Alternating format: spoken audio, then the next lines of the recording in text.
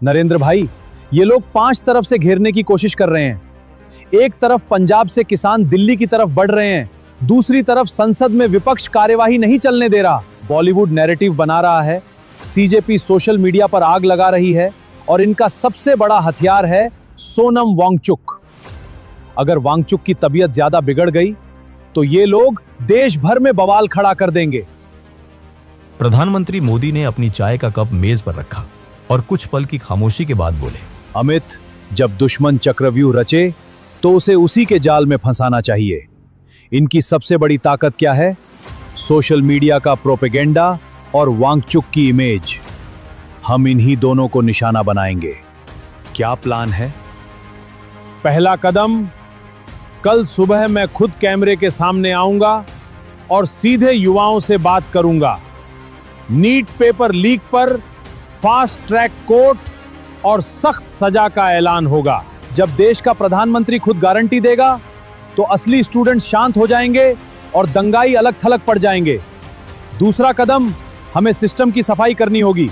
Message साफ जाना चाहिए कि सरकार कड़ा एक्शन ले रही है। और वांगचुक का क्या करना है? सीजेपी के नेता तो गिद्ध की तरह उनकी बिगड़ती सेहत का इंतजार कर रहे हैं ताकि सरकार पर इल्जाम लगा सके। हम सीजेपी को पूरी तरह इग्नोर करेंगे। जेपी नड्डा और जितेंद्र सिंह को आज रात ही वांगचुक के पास अस्पताल भेजो। हम उनसे डायरेक्ट बात करेंगे।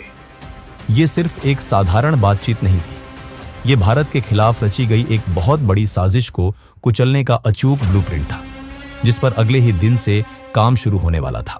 3 मई 2026 सुबह के 9:30 देश भर के अलग अलग शहरों में 22 लाख से ज्यादा स्टूडेंट्स अपने एग्जामिनेशन सेंटर के बाहर खड़े थे। नीट यूजी का एग्जाम शुरू होने वाला था। 22 लाख स्टूडेंट्स ने दिन रात एक करके इस दिन के लिए तैयारी की थी। लेकिन एग्जाम खत्म होने के कुछ ही दिनों के बाद देश भर के मोबाइल फोन एक साथ बजने लगे। टेलीग्राम और व्हाट्सएप ग्रुप्स पर एक खबर आग की तरह फैल गई। नीट का गेस्ट पेपर एग्जाम से पहले ही लीक हो चुका था। जो स्टूडेंट्स सालों से मेहनत कर रहे थे, उनके पैरों तले जमीन खिसक गई। अमीर बाप के बच्चों ने पैसे देकर पेपर खरीद लिया था और गरीब का बच्चा ठगा सा महसूस कर रहा था। दिल्ली में एनटीए यानी नेशनल टेस्टिंग एजेंसी के दफ्तर में हलचल तेज थी। एक जूनियर अफसर घबराता हुआ भागकर अपने सीनियर के पास आया। सर, पेपर लीक की खबरें सोशल मीडिया पे आ रही हैं। स्टूडेंट सड़कों पे उतरने की बात कर रहे हैं। गुस्सा बहुत बढ़ रहा है। हमें कोई ना कोई स्टेटमेंट देना ही होगा। सीनियर अफसर ने अपनी कुर्सी पर पीछे टिकते हुए बड़ी बेरुखी से जवाब दिया। इसमें इतना परेशान होने की क्या जरूरत है? स्टूडेंट्स हैं, 2-4 दिन शोर मचाएंगे और फिर चुप हो जाएंगे। एक काम करो, चैट जीपीटी खोलो, वहां से एक बढ़िया सा अंग्रेजी का मैसेज निकालो और इंटरनेट पर डाल दो। लिख दो कि सिस्टम किसी के लिए नहीं रुकता। It's you versus the whole system. इसके बाद स्टूडेंट्स का गुस्सा फूट पड़ा। हालात इतने बिगड़ गए कि भारी दबाव के बाद एनटीए को पूरा का पूरा एग्जाम कैंसिल करना पड़ा। 21 जून को री एग्जाम कंडक्ट करने की बात कही गई, लेकिन स्टूडेंट्स का भरोसा टूट चुका था। स्टूडेंट्स का जो ये सच्चा गुस्सा था, उसे सीजेपी ने बड़ी ही चालाकी से अपने कब्जे में ले लिया। शुरू में सब कुछ एकदम ठीक लग रहा था। मांगे बहुत सीधी और जायज थी। शिक्षा मंत्री धर्मेंद्र प्रधान रिजाइन करें, पेपर लीक की जुडिशियल जांच हो और एनटीए में बड़े रिफॉर्म्स किए जाए। इस आंदोलन को सबसे बड़ी ताकत तब मिली जब सोनम वांगचुक भी इसमें शामिल हो गए। सोनम वांगचुक की देश में एक अलग इज्जत थी, उनकी एक क्रेडिबिलिटी थी। जब उन्होंने कैमरे के सामने आकर अनाउंस किया कि वो भूख हड़ताल पर बैठेंगे, तो पूरे देश का ध्यान इस मुद्दे पर चला गया। जब तक धर्मेंद्र प्रधान रिजाइन नहीं करते या फिर टेस्टिंग इंफ्रास्ट्रक्चर में पूरी तरह से रिफॉर्म्स नहीं आते, मैं अन्न का एक दाना नहीं खाऊंगा। सरकार ने शुरू में इस गुस्से को बहुत अंडरएस्टिमेट किया था। सरकार ने सोचा कि स्टूडेंट्स ज्यादा से ज्यादा क्या ही कर लेंगे, लेकिन स्टूडेंट्स के गुस्से और सोनम वांगचुक की भूख हड़ताल की वजह से सरकार के ऊपर प्रेशर बनना शुरू हो गया। लेकिन फिर कहानी में एक मोड़ आया। ये प्रोटेस्ट जो बहुत ही पीसफुल तरीके से शुरू किया गया था, अचानक से बहुत अगली होने लगा। सीजेपी के बैनर तले आयशा और एसएफआई जैसे कम्युनिस्ट ऑर्गेनाइजेशन और कुछ एक्टिविस्ट जुड़ने लगे। हमें इस मौके को हाथ से जाने नहीं देना है। यह सिर्फ एक पेपर लीक का मामला नहीं है। हम इसे सरकार गिराने का टूल बना सकते हैं। हमें भारत को नेपाल और बांग्लादेश बनाना होगा। पर स्टूडेंट्स तो सिर्फ एग्जाम और अपने फ्यूचर की बात कर रहे हैं। वो हमारा साथ क्यों देंगे? हम स्टूडेंट्स को ढाल बनाएंगे। सीजेपी के प्रोटेस्ट से अगले ही दिन पंजाब और हरियाणा के किसानों का एक अलग मार्च दिल्ली की तरफ बढ़ने वाला है। हमें बस इन सब को जोड़ना है। स्टूडेंट्स का गुस्सा, किसानों का मोबिलाइजेशन, अपोजिशन का संसद को डिसरप्ट करना, बॉलीवुड से नैरेटिव बनाना और सबसे बड़ा हथियार सोनम वांगचुक का फास्ट। इन 5 चीजों को एक साथ मिला दो, सरकार के खिलाफ एक प्रेशर बन जाएगा। जो प्रोटेस्ट कल तक नीट के स्टूडेंट्स का था, वो अब अचानक से एक पॉलिटिकल मंच बन गया। पार्लियामेंट पर अटैक करने की बातें होने लगी। कोई प्रधानमंत्री मोदी को जान से मारने की धमकियां दे रहा था, कोई इंडियन आर्मी को गालियां दे रहा था। देश में दंगे भड़काने की पूरी साजिश रची जा रही थी। ये अब एजुकेशन रिफॉर्म की लड़ाई नहीं बची थी, ये एक चुनी हुई सरकार को खुली धमकी थी। और सबसे बड़ी दिक्कत ये थी कि इस भीड़ में एक ठीक ठाक परसेंटेज उन असली स्टूडेंट्स का था जो सिर्फ अपने हक के लिए लाठियां खा रहे थे। पुलिस के डंडे उन जेन्युइन स्टूडेंट्स पर पड़ रहे थे जिनका कोई पॉलिटिकल एजेंडा नहीं था, जबकि गुंडे पीछे से पत्थर चला रहे थे। और सीजेपी ने क्या किया? उन्होंने आम आदमी पार्टी, कांग्रेस, समाजवादी पार्टी, उद्धव ठाकरे की पार्टी, कम्युनिस्ट, सारी अपोजिशन पार्टीज को अपने प्रोटेस्ट में घुसवा लिया।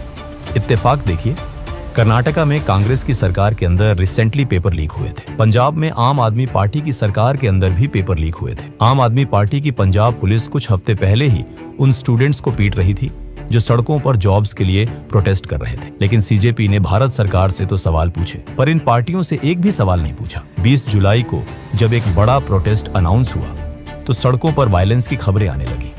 इन प्रोटेस्टर्स के बीच में कुछ गुंडे आ गए। वो लोग पानी की बोतलें और पत्थर पुलिस वालों के ऊपर फेंक रहे थे। एक असली स्टूडेंट ने अपने सामने एक आदमी को पत्थर चलाते देखा तो उसे पकड़ने की कोशिश की। इन बाहरी लोगों ने जबरदस्ती इस आंदोलन को रिलीजियस रंग देना शुरू कर दिया। सीजेपी के मंच से कुणाल कामरा जैसे लोगों को इनवाइट किया गया, जिसने स्टेज पर खड़े होकर मां सीता का अपमान किया। अरुंधति रॉय को स्टेज पर बुलाया गया, जो खुलेआम मानती है कि नक्सल हीरो है और कश्मीर इंडिया का हिस्सा नहीं है। हालत इतने खराब हो गए कि ये गुंडे फीमेल जर्नलिस्ट को भी पब्लिकली हैरास करने लगे। उन्हें सरेआम घेरा गया, टॉर्चर किया गया। असली स्टूडेंट्स हैरान थे कि एजुकेशन रिफॉर्म के प्रोटेस्ट में महिला पत्रकारों पर हमले क्यों हो रहे हैं। जो इन्फ्लुएंसर्स शुरू में इस प्रोटेस्ट को सपोर्ट कर रहे थे, सोनम वांगचुक को सपोर्ट कर रहे थे, वो भी अब इन गुंडों से परेशान हो गए। यहां तक कि सलमान खान, जिन्होंने 2-3 दिन पहले सामने से आकर प्रोटेस्टर्स को सपोर्ट किया था, उन्होंने भी जब देखा कि प्रोटेस्ट में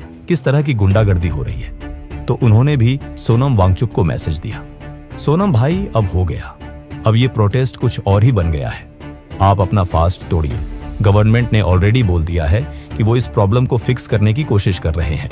अचानक से देश के हर युवा के स्मार्टफोन पर एक अजीब सी चीज होने लगी। लोग अपने इंस्टाग्राम पर रील्स स्क्रॉल कर रहे थे और अचानक उनकी फीड सीजेपी के प्रोटेस्ट के वीडियो से भर गई। सबसे हैरानी की बात यह थी कि ये वीडियो उन लोगों को भी दिख रहे थे जिन्होंने कभी सीजेपी को फॉलो ही नहीं किया था, जिन्होंने कभी ऐसा कोई वीडियो ही नहीं देखा था। लोग खुद हैरान थे कि उनके फीड में एक तरफा कंटेंट अचानक से कहां से घुस गया। इन प्रोटेस्ट के दौरान पत्थरबाजी हुई थी, पुलिस पर हमले हुए थे, गाड़ियां तोड़ी गई थी, सरकारी दफ्तरों में तोड़फोड़ हुई थी। पर मजे की बात यह थी कि ये वाले वीडियोस बहुत कम लोगों की फीड में आ रहे थे। यानी जो हिंसा इन गुंडों ने की थी उसे पूरी तरीके से एल्गोरिदम ने गायब कर दिया था। ऐसा लग रहा था जैसे किसी ने यह तय कर लिया हो कि पूरे देश को सिर्फ यही एक तस्वीर दिखानी है कि पुलिस और सरकार जालिम है और सारे प्रोटेस्टर्स बेचारे मासूम हैं। ये चीजें अपने आप नहीं हो रही थी, इसके पीछे एक पूरा पेड नेटवर्क काम कर रहा था। कितने ही इन्फ्लुएंसर्स को इसके लिए 30,000 से लेकर 50,000 रुपये तक दिए जा रहे थे। ये पैसे देकर प्लान करके चलाया गया कैंपेन था। जांच में एक बहुत बड़ा खुलासा हुआ। 480 सोशल मीडिया हैंडल्स असल में पाकिस्तान से चलाए जा रहे थे और इनमें से कई तो ऑपरेशन सिंदूर के समय भी एक्टिव थे। भारत में ये चीज पहले भी हो चुकी थी। साल 2021 का किसान आंदोलन सबको याद था। उस दौरान अचानक से दुनिया भर के कई फेमस लोग जैसे कि पॉप स्टार रिहाना या फिर ग्रेटा थनबर्ग एक साथ भारत के खिलाफ ट्वीट करना शुरू कर चुके थे। जांच में पता चला था कि इन सबके पीछे एक टूलकिट थी। टूलकिट यानी एक पहले से तैयार स्क्रिप्ट। कब कौन सा हैशटैग चलाना है, कब ट्वीट करना है, ये सब पहले से तय था। इस टूलकिट के बारे में दुनिया को तब पता चला जब ग्रेटा थनबर्ग से गलती से वो टूलकिट सोशल मीडिया पर लीक हो गई थी। ये टूलकिट बनाई थी पोएटिक जस्टिस फाउंडेशन नाम की एक ऐसी संस्था ने जिसके तार सीधे खालिस्तानी आतंकवाद से जुड़े थे। एक अलगाववादी सोच विदेशी हस्तियों को मोहरा बनाकर भारत के खिलाफ पूरी दुनिया में माहौल बना रही थी और इसका नतीजा पूरे देश ने 26 जनवरी को देखा था जब लाल किले पर हमला हुआ था। पिछले सिर्फ 4 सालों में भारत के आसपास 3 पड़ोसी देशों में ठीक यही हुआ था। और तीनों की सरकारें गिर गई थी। सबसे पहले नंबर आया श्रीलंका का, साल 2022। वहां इकोनॉमी पूरी तरीके से बैठ गई थी, महंगाई आसमान पर थी, पेट्रोल और गैस के लिए मीलों लंबी लाइनें लगती थी। ये एक सच्ची परेशानी थी, जनता सच में परेशान थी। पर इस गुस्से को सोशल मीडिया पर एक भयानक आंदोलन में बदल दिया गया। इस आंदोलन को नाम दिया गया अरागल्या। लोगों ने राष्ट्रपति भवन के बाहर कैंप लगा दिए। सोशल मीडिया पर हर तरफ सिर्फ एक ही तरीके के वीडियो चलाए गए और आखिर में हालत ऐसे बन गए कि राष्ट्रपति गोटाबाया राजपक्षे को अपनी जान बचाकर रातों रात देश छोड़कर भागना पड़ा। फिर आया साल 2024 और अब नंबर था बांग्लादेश का। बांग्लादेश में भी शुरुआत एक बहुत ही अच्छे और जायज मुद्दे से हुई थी। सरकारी नौकरियों में रिजर्वेशन को लेकर स्टूडेंट्स में गुस्सा था। इस मुद्दे को सोशल मीडिया पर उठाकर इसे बहुत तेजी से बढ़ाया गया। देखते ही देखते ये एक बहुत बड़े आंदोलन में बदल चुका था। पूरा का पूरा नैरेटिव शेख हसीना के खिलाफ बना दिया गया था। फाइनली शेख हसीना की मजबूत सरकार चंद हफ्तों के अंदर गिर गई। शेख हसीना को अपनी जान बचाकर हेलीकॉप्टर में बैठकर भारत भागकर आना पड़ा। इसमें सबसे ताजा मिसाल तो और भी ज्यादा चौंकाने वाली थी, हमारा पड़ोसी देश नेपाल। साल 2025 में नेपाल की सरकार ने जैसे ही कुछ सोशल मीडिया ऐप्स पर रोक लगाई, वैसे ही वहां की युवा पीढ़ी सड़कों पर उतर आई। इन्होंने डिस्कॉर्ड और टिकटॉक जैसे ऐप्स पर पूरा आंदोलन ऑर्गेनाइज कर लिया। देखते ही देखते सड़कों पर खून बहने लगा, संसद तक में आग लगा दी गई और केपी शर्मा ओली की सरकार को गिरा दिया गया। हर जगह तरीका एकदम एक जैसा था। एक सच्चा मुद्दा उठाओ, उसे सोशल मीडिया पर एक तरफा फैलाओ, युवाओं के मन में अपनी ही सरकार के खिलाफ नफरत को भर दो और फिर उस नफरत को सड़कों पर उतारकर पूरी सरकार को ही गिरा दो। श्रीलंका, बांग्लादेश और नेपाल भारत के पड़ोसी हैं। भारत को चारों तरफ से एक एक करके घेरा और कसा जा रहा था और अब ठीक यही तरीका भारत के अंदर आजमाया जा रहा था। सीजेपी का ये प्रोटेस्ट इसी बड़ी साजिश का हिस्सा था। अब सवाल ये उठता है कि इन सोशल मीडिया प्लेटफॉर्म्स को हथियार बनाकर चलाता कौन है? इसका जवाब है कुछ विदेशी संस्थाएं। इनमें सबसे ऊपर आती है अमेरिका की एक संस्था जिसका नाम है USAID। ये संस्था दुनिया को दिखाने के लिए तो गरीब देशों की मदद करने का दिखावा करती है, पर असल में कई देशों में सरकारें गिराने का काम करती रही है। इसके साथ आता है NID नाम का एक संगठन और सबसे बड़ा नाम बिलियनियर जॉर्ज सोरोस और उसकी संस्था ओपन सोसाइटी फाउंडेशन का। इनका तरीका हर जगह एक जैसा होता है। पहले किसी देश में NGO, मीडिया और यूथ प्रोग्राम के नाम पर करोड़ों रुपए का फंड डाला जाता है और फिर इसी पैसे से एक ऐसा नेटवर्क खड़ा किया जाता है जो मौका आने पर सरकार के खिलाफ माहौल बना सके। पत्रकार खरीदे जाते हैं, इन्फ्लुएंसर्स को पैसा दिया जाता है और जब भी कोई छोटा सा मुद्दा उठता है, ये पूरा नेटवर्क एक साथ एक्टिव होकर उसे नेशनल क्राइसिस बना देता है। सीजेपी का असली चेहरा तब सामने आया जब उन्होंने अपने ही एक साथी विजेता के साथ गद्दारी की। विजेता इस आंदोलन का एक जाना माना चेहरा बन चुका था। वो अपने कमरे में तैयार हो रहा था कि तभी अचानक से उसके फोन पर अभिजीत दीपके का कॉल आया। विजेता, तुम आज प्रोटेस्ट में मत आओ। क्यों? क्या हुआ? मैं तो तैयार हो रहा था। नहीं विजेता, तुम बहुत वायरल हो रहे हो। तुम जो बर्गर खा रहे थे वो चीज भी वायरल हो रही थी। हम नहीं चाहते कि तुम्हारी वजह से प्रोटेस्ट का फोकस शिफ्ट हो। अभिजीत, मैंने तुम्हें इतना स्ट्रांगली डिफेंड किया था और आज लोग कह रहे हैं कि तुम खुद ट्रक पर चढ़ गए थे बचने के लिए और अब तुम मुझे ही निकाल रहे हो। लेकिन बात सिर्फ इतनी नहीं थी। विजेता ने गुस्से में आकर सीजेपी के सीक्रेट मैसेजेस भी पब्लिक कर दिए। उन मैसेजेस में जो था वो देखकर पूरे देश का दिमाग खराब हो गया। अभिजीत दीपके, जो सीजेपी का बड़ा लीडर बन रहा था, वो प्रोटेस्ट के बीच में विजेता को मैसेज करके KFC का चिकन और बेस्किन रॉबिन्स की आइसक्रीम मांग रहा था। जरा सोचिए, एक तरफ लद्दाख का सोनम वांगचुक स्टूडेंट्स के भविष्य के लिए भूख हड़ताल पर बैठा था। 26 दिन हो चुके थे, उसकी जान दांव पर लगी थी और अभिजीत दीपके KFC का चिकन और बेस्किन रॉबिन्स खा रहा था। इसीलिए पब्लिक धीरे धीरे इनके खिलाफ हो रही थी और सोनम वांगचुक भी अब इनकी असलियत समझ चुके थे।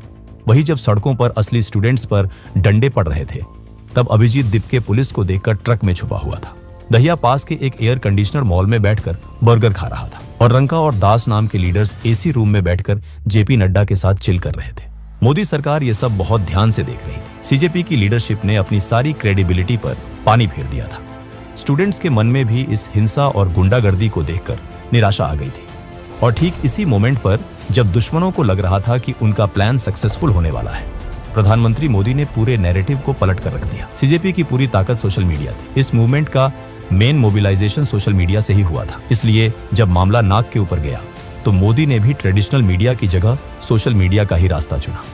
उन्होंने एक मिडनाइट वीडियो मैसेज रिकॉर्ड किया। वो वीडियो हर फोन तक पहुंच गया। मेरे देश के युवाओं से बड़ा मेरे लिए कुछ नहीं है। आपके गुस्से को मैं समझता हूं। नीट पेपर लीक मामले में फास्ट ट्रैक कोर्ट बनाए जाएंगे। ट्रायल जल्दी से जल्दी होगा और जो भी दोषी हैं उन्हें इतनी सख्त सजा मिलेगी कि आने वाली पीढ़ियां याद रखेंगी। मोदी के इस वीडियो से स्टूडेंट्स की तरफ से वो रिस्पॉन्स मिला जो दुश्मनों ने कभी एक्सपेक्ट नहीं किया था। वो अब ये नहीं कह सकते थे कि मोदी इस मुद्दे पर कुछ बोल नहीं रहे हैं या छुप रहे हैं। लेकिन मोदी ने सिर्फ वीडियो नहीं निकाला, उन्होंने सिस्टम के अंदर एक बड़ा सर्जिकल स्ट्राइक भी किया। एजुकेशन मिनिस्ट्री के जो टॉप ब्यूरोक्रेट्स थे, जो इस पूरे सिस्टम को चलाते थे, रातों रात उनका ट्रांसफर कर दिया गया। नेशनल टेस्टिंग एजेंसी ने अपने 47 ऑफिशियल्स को अपनी सर्विस से निकालकर बाहर फेंक दिया और इनमें से कुछ लोगों के ऊपर क्रिमिनल एक्शन भी शुरू कर दिया गया जो पेपर लीक्स के लिए जिम्मेदार थे। दुश्मनों को उम्मीद थी कि मोदी या तो दबाव में आकर धर्मेंद्र प्रधान को हटाकर सरेंडर करेंगे जिससे सरकार कमजोर दिखेगी, या फिर अहंकार में कुछ नहीं करेंगे जिससे स्टूडेंट्स का गुस्सा और भड़केगा और सड़कों पर खून बहेगा। पर मोदी ने वो रास्ता चुना जिसकी किसी को उम्मीद नहीं थी। लेकिन मोदी सरकार का असली मास्टर स्ट्रोक अभी बाकी था। उन्होंने सीजेपी के सबसे बड़े मॉरल वेपन सोनम वांगचुक को ही सीजेपी से अलग कर दिया। पूरा मूवमेंट सोनम वांगचुक की इमेज पर टिका हुआ था। वांगचुक का 26 दिन का फास्ट जितना लंबा चलता, सीजेपी को उतनी ही सिंपैथी मिलती। वांगचुक की हेल्थ जितनी खराब होती जाती, उतनी ही गवर्नमेंट पर प्रेशर बनता। और अगर कोई मेडिकल ट्रेजेडी हो जाती तो विदेशी मीडिया पूरी कहानी ये बनाती कि मोदी सरकार ने एक शांतिपूर्ण प्रदर्शनकारी को मरने दिया। लेकिन सरकार ने सीजेपी के नेताओं को पूरी तरह से इग्नोर कर दिया, उन्हें कोई भाव नहीं दिया गया। सरकार ने सीधे वांगचुक को जंतर मंतर से उठाकर हॉस्पिटल ले गए और वहां डायरेक्ट उनसे बातचीत शुरू कर दी। और फाइनली 23 जुलाई को मेदांता अस्पताल में जेपी नड्डा के हाथों से जूस पीकर सोनम वांगचुक अपना 26 दिन लंबा फास्ट तोड़ दिया। ये सिर्फ एक फास्ट तोड़वाना नहीं था, ये एक मैसेज था। सोनम वांगचुक चाहते तो अभिजीत दीपके या सीजेपी के किसी भी लीडर के हाथ से जूस पी सकते थे। अगर वो ऐसा करते तो इससे ये मैसेज जाता कि सीजेपी ने अपनी कंडीशन पर प्रोटेस्ट खत्म किया है और सरकार हार गई है। लेकिन जेपी नड्डा के हाथ से फास्ट तोड़वाने के बाद अब मैसेज ये गया कि वांगचुक और सरकार के बीच कोई डायरेक्ट एग्रीमेंट हो चुका है। खुद सीजेपी के लीडर्स को पता भी नहीं था कि सोनम वांगचुक ने अपना फास्ट ऑलरेडी तोड़ दिया है। और इस एग्रीमेंट की सबसे मजेदार बात क्या थी? वांगचुक की जो फाइनल शर्तें थी उनमें धर्मेंद्र प्रधान के इस्तीफे की कोई बात ही नहीं थी। उनकी 3 मेन कंडीशन थी। पहली, पीसफुल प्रोटेस्टर्स पर कोई लीगल एक्शन नहीं होगा। दूसरी, पेपर लीक के कारण सुसाइड करने वाले स्टूडेंट्स की फैमिली को कंपेंसेशन दिया जाएगा। तीसरी, एग्जामिनेशन फेलियर पर पार्लियामेंट में डिस्कशन होगा। रिटेन एश्योरेंस के बाद उन्होंने फास्ट खत्म कर दिया और सरकार ने इस पर काम भी शुरू कर दिया। लेकिन यहाँ पर सरकार ने एक बहुत ही स्मार्ट कैच रखा था। सरकार ने बहुत ही चालाकी से शब्दों का इस्तेमाल किया था। एश्योरेंस ये नहीं था कि सारे केस खत्म हो जाएंगे। एश्योरेंस ये दिया गया था कि पीसफुल प्रोटेस्टर्स पर कोई एक्शन नहीं होगा। यानी कि जो जेन्युइन छात्र थे, जो सिर्फ एग्जाम के लिए आए थे, उन पर कोई एक्शन नहीं लिया जाएगा। लेकिन जिन गुंडों ने पुलिस पर पत्थर चलाए, सरकारी प्रॉपर्टी को तोड़ा और दंगा करने की कोशिश की, उन्हें किसी भी कीमत पर नहीं छोड़ा जाएगा। वही भारी दबाव के बीच धर्मेंद्र प्रधान ने अपना इस्तीफा सौंप दिया और प्रधानमंत्री मोदी ने तुरंत प्रहलाद जोशी को देश का नया शिक्षा मंत्री नियुक्त कर दिया। फास्ट टूट चुका था, सीजेपी बेनकाब हो चुकी थी और अब शुरू हुआ असली खेल। जो हंगामा हुआ था, जो लोग मारपीट कर रहे थे, पुलिस वालों को मार रहे थे, मीडिया को गालियां दे रहे थे और स्टूडेंट्स की आड़ में पीछे से छुपकर पत्थरबाजी कर रहे थे, आज की डेट में उन पर ताबड़तोड़ एक्शन शुरू हो गया। बिहार से लेकर बंगाल तक और दिल्ली से लेकर असम तक हर जगह पुलिस की गाड़ियां दौड़ने लगी। सोशल मीडिया पर जो गंदे और भद्दे पोस्ट डाले गए थे, उन पर भी डिजिटल स्ट्राइक शुरू हो गई। पुलिस ने कई प्लेटफॉर्म को लीगल नोटिस भेज दिए। जो लोग सोच रहे थे कि वो गंद मचाते चले जाएंगे और कोई उन्हें रोकेगा नहीं, उनका भ्रम टूट चुका था। बिहार में तो पुलिस ने बाकायदा एक पूरी लिस्ट और फोटो जारी कर दिए गए। जिन जिन लोगों ने हिंसा की थी, बैनर तोड़े थे, पुलिस पर हमला किया था, उन सबके चेहरे पोस्टर पर छपवा दिए गए। और जब लोगों ने उन फोटो को देखा तो वो हैरान रह गए। उन तस्वीरों में स्टूडेंट्स के मासूम चेहरे नहीं थे, उनमें ज्यादातर 30 से 40 साल की उम्र के अधेड़ लोग नजर आ रहे थे। ये वो दंगाई थे जो स्टूडेंट्स का मुखौटा पहनकर सड़कों पर उतरे थे। लेकिन एक्शन सिर्फ एक तरफा नहीं था। जिस पुलिस वाले पर आरोप लगा था कि उसने अपनी AK-47 से गोलियां चलाई थीं, उस पुलिस वाले को भी तुरंत सस्पेंड कर दिया गया। बिहार में तेज प्रताप यादव को भी अरेस्ट कर लिया गया। उन्हें 14 दिन की न्यायिक हिरासत में भेज दिया गया क्योंकि वो भी पुलिस के खिलाफ इस आंदोलन में लोगों को भड़काते हुए दिखे थे। बंगाल का नजारा तो और भी खौफनाक था। जो आदमी कैमरे के सामने महिला पत्रकार को गालियां दे रहा था, उसे हैरेस कर रहा था, वो आदमी अब बंगाल पुलिस की हिरासत में था। पुलिस ने बिना चप्पल पहनाए बीच सड़क पर उसकी परेड निकाली। बंगाल में और भी कई लोग अरेस्ट हुए जिनकी उम्र 30 से 40 साल के बीच थी। ये किसी भी एंगल से नीट की तैयारी करने वाले छात्र नहीं लग रहे थे। असम में भी बड़ा एक्शन हुआ। पुलिस ने फेशियल रिकॉग्निशन तकनीक का इस्तेमाल किया और भीड़ में छुपे एसएफआई के 4 गुंडों को पहचान कर उन्हें रातों रात अरेस्ट कर लिया गया। जो प्लान भारत को नेपाल और बांग्लादेश बनाने के लिए बनाया गया था, वो प्लान अब उसी के बनाने वालों पर भारी पड़ रहा था। असली स्टूडेंट्स की बात सुन ली गई है और दंगाइयों पर अब एक्शन लिया जा रहा है। विदेशी ताकतों का टूलकिट भारत की जमीन पर पूरी तरह से फेल हो चुका था। दोस्तों, आपको वीडियो कैसी लगी, इस पर अपनी राय कमेंट जरूर करें और वीडियो पसंद आया हो तो इसे एक लाइक जरूर करें और हमारे चैनल को सब्सक्राइब करना मत भूलिए। जय हिंद।